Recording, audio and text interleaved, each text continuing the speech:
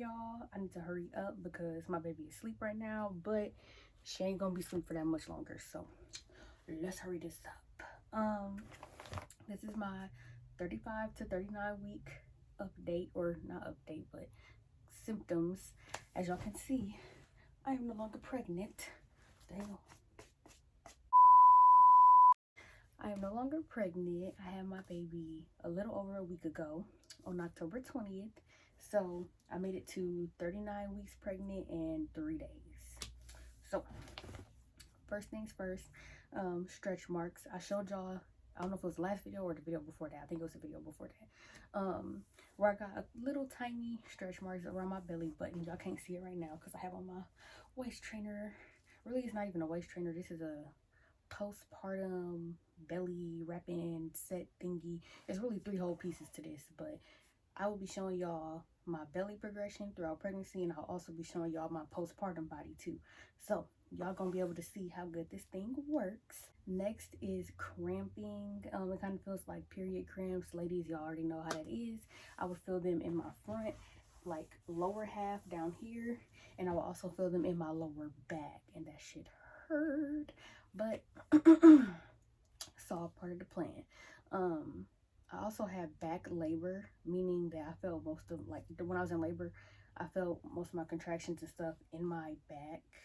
So I don't know if the cramps in my back had anything to do with that, or if that's just what happens to people, but I specifically had back labor.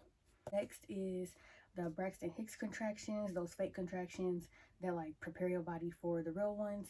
Those started to hurt some. Like my stomach would be rock hard, and it would just be very uncomfortable, and it wasn't how it was at first. Like at first it was tolerable, but then sometimes they take your breath away. Like it was just Next is backache, and I could kind of pin that on the cramps in my back, but also on just my stomach getting bigger, because you know your baby is full term really at what, 37 weeks.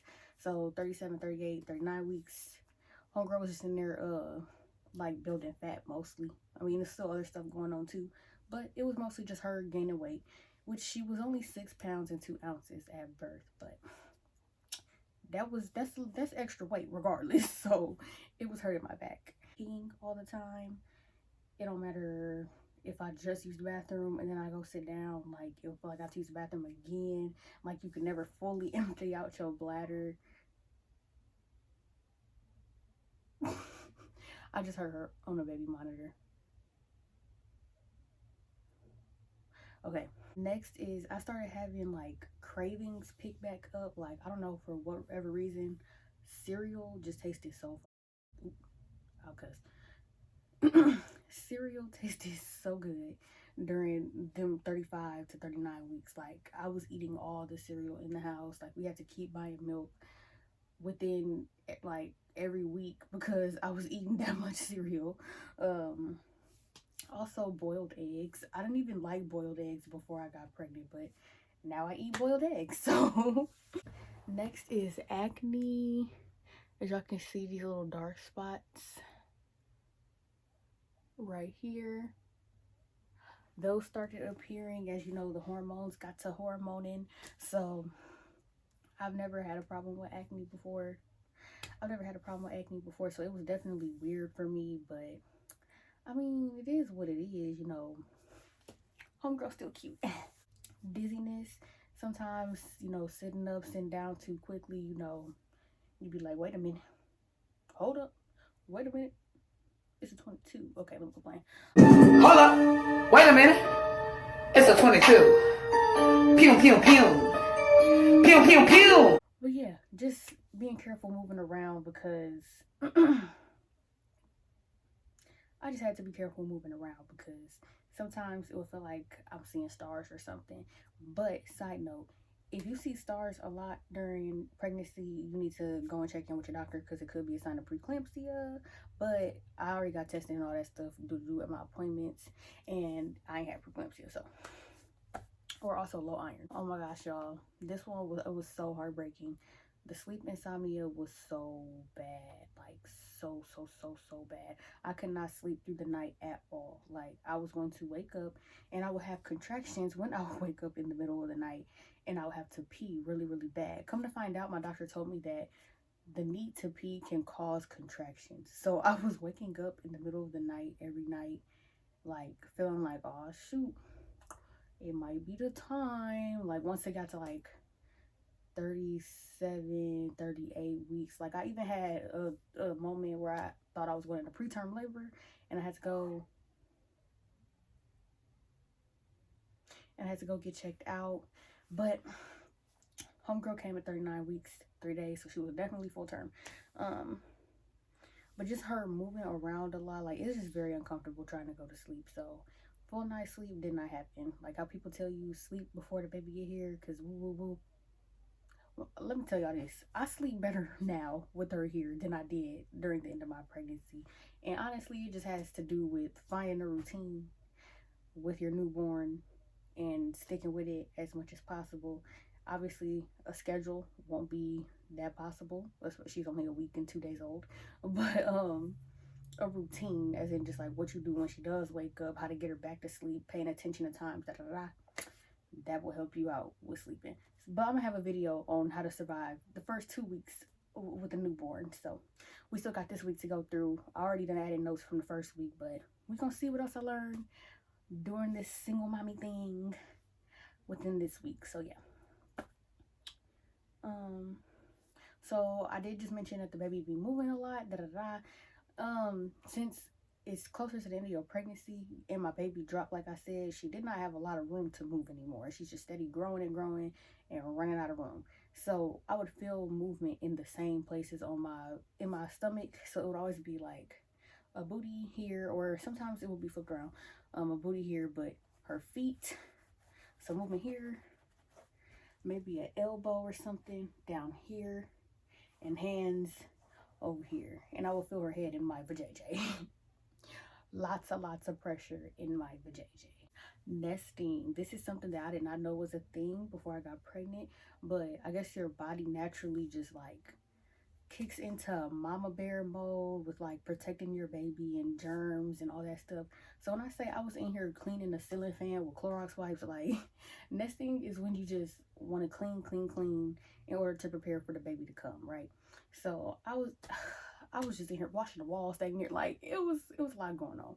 Okay, I literally swear to God, I literally swept the walls with a broom, like just to make sure there wasn't no webs or nothing up there, because I'm too short to get up there with a little duster thing. But the nesting was very much real. And then the last two things on the list are more so what happened literally right before I went into labor. So I will get more into detail about them in my labor and delivery video, which will probably be the next video. But I lost my mucus plug. But I lost my mucus plug during like the 36 weeks and some days. And so that was about 3 weeks before I actually gave birth. But your mucus plug is what like keeps the baby protected from the stuff outside of your vajayjay, like from getting in. I'm gonna put a picture or something because it's hard to explain.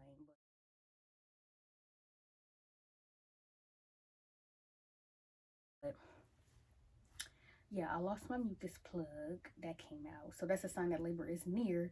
That you can't really ask anybody like, oh, when did you lose your mucus plug and when did you go into labor? Because everybody's going to have a different answer. Some people lost theirs a day of, 2 days before. I lost mine 3 weeks before. So some people lose theirs early and then grow another one and then lose that one. So yeah. And the very last thing is bloody show. So bloody show is... bloody show happened literally as I was sitting on the toilet texting my mom talking about, okay, it's time to go to the hospital. It's a mixture of a little bit of blood and like mucusy stuff down there, as your cervix is like doing what your cervix got to do in order to get the baby to start coming out and the start of labor pretty much.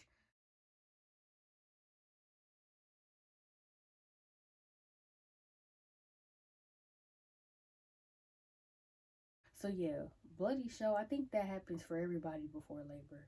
Like I don't think like with the mucus plug, like how the mucus plug you can lose it and then still be pregnant for weeks after that. I don't think that happens with bloody show, but I'm not sure. So I'm gonna put a little definition though, because I know I just explained that horribly. But yes, y'all, that is the end. of my pregnancy journey, the end of the symptom videos. Next, I will be doing my labor and delivery video. But it's not like a vlog style. Like at first it was that, but then them contractions was like whooping my butt. So my mama recorded what she could record while I was in labor, and I'm gonna put a collage together / story time. So some of it'll be me talking, some of it'll be me showing y'all videos and stuff. There's a really cute video my mom made, and I'm gonna try to, I ain't gonna try to get it, I'm gonna get that and I'm gonna put it in here. It is so cute, like.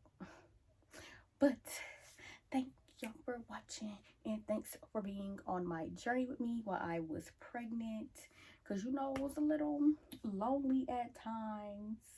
It's a little lonely at times. So when y'all hit me up on Instagram or text me or on Snapchat, blah blah, and y'all telling me like how y'all pregnant and asking me for advice, like, because y'all might have stuff going on where y'all are single and pregnant now, or y'all just don't know what to do, or y'all have questions about pregnancy, period. Like, that stuff was really making me feel good and making me be like, okay, like I'm sharing my business for a reason. But that's all I got for y'all. Let me go in there before this girl wake up for real, because I know y'all, well, I don't know if y'all heard her, but I sure heard her on this baby monitor. So